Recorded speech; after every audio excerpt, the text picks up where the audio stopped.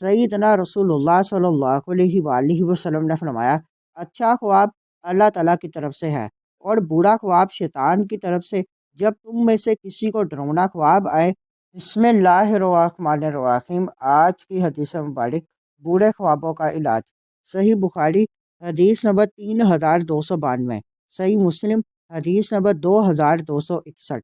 حضرت ابو قتادہ رضی اللہ تعالیٰ عنہ سے روایت ہے کہ سیدنا رسول اللہ صلی اللہ علیہ وآلہ وسلم نے فرمایا، اچھا خواب اللہ تعالیٰ کی طرف سے ہے اور برا خواب شیطان کی طرف سے۔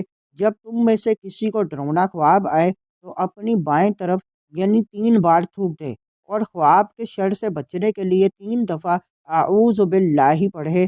اس طرح کرنے سے برے خواب کا کوئی نقصان نہ ہوگا۔